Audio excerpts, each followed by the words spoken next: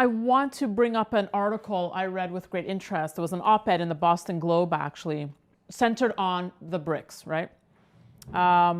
And they basically say there's a new sheriff in town, or at least a new applicant. And it talks about how the BRICS are gaining steam, gaining momentum, gaining power, and could we see a rebellion against the US and Europe? Is it already happening? And I just want to, add this for context. BRIC was coined in 2001 by Goldman Sachs, who saw Brazil, Russia, India, and China as emerging titans.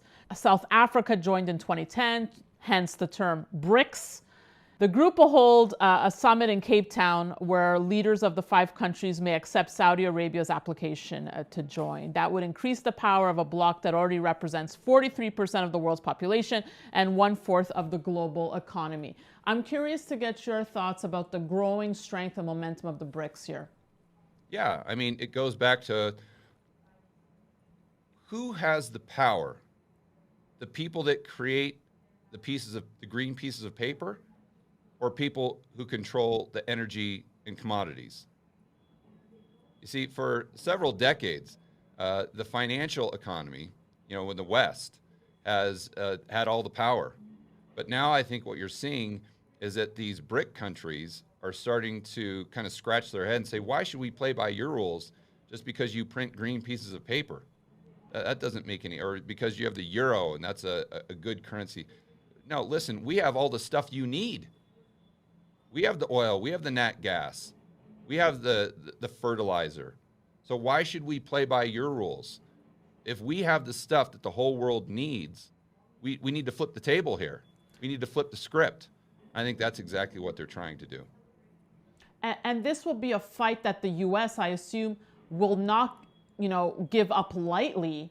What weapons could the US use? I think they've already shot their weapons from the standpoint of what are you going to do? You're going to take them off SWIFT? Okay, that doesn't do anything. You're going to issue sanctions? That doesn't really do anything. When they've just got all these other customers like India and China they can sell to. I'm obviously talking about Russia.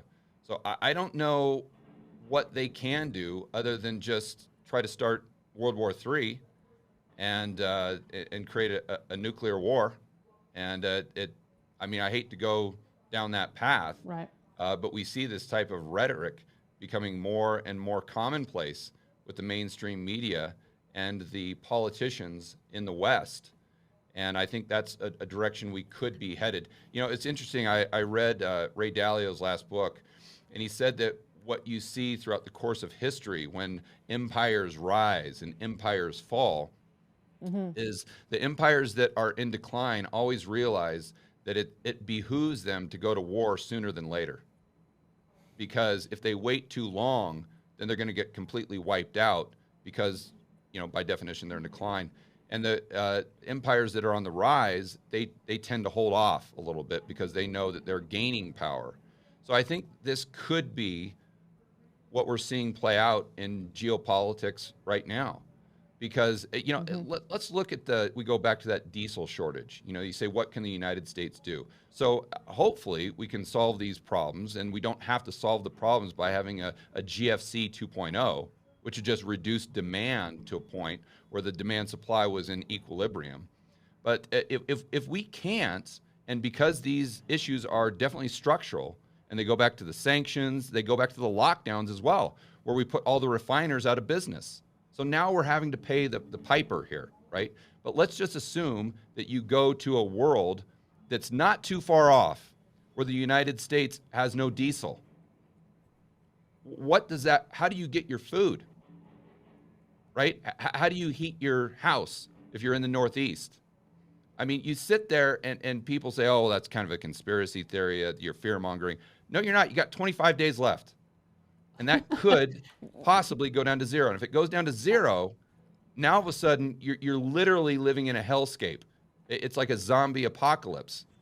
And we're right on the brink of that because we're having to find out the hard way that green pieces of paper don't matter as much as energy, commodities, food.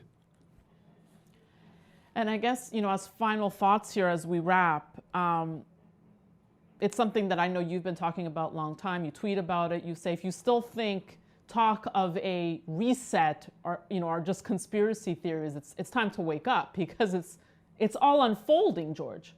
It's happening now. Yeah, it's right in front of your eyes. If you're one of those people, like that, we go back to the premier in Calgary, and she's saying, hey, I want to get rid of the World Economic Forum. Why are we having a health agreement with them when they're not health officials, right? And the pushback to that is always, well, you're a conspiracy theorist, you're a conspiracy theorist. But I think those people that are kind of using that term now haven't come to the realization of just what's right in front of their face. I tweeted out the other day that it's just like them calling people who are, instead of flat earthers, people who believe the earth is round, calling them a conspiracy theorist. That's where we are right now as far as the political debate. And Danielle, you know as well as I do, and I think everyone watching your show right now realizes that today, in today's world, conspiracy theorist just means you're a critical thinker. And it's just like, protecting democracy means increasing censorship, and dangerous ideas just means unapproved ideas. I think there's a lot of truth in that, George. I know you got to go, but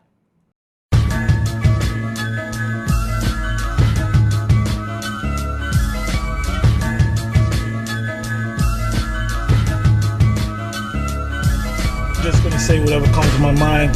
The first thing I'm gonna say is, you fucking Edomites, you're in a lot of goddamn trouble, because you didn't just take any old nation and enslave them and put us under your feet, but you did it to sovereigns, the children of Israel.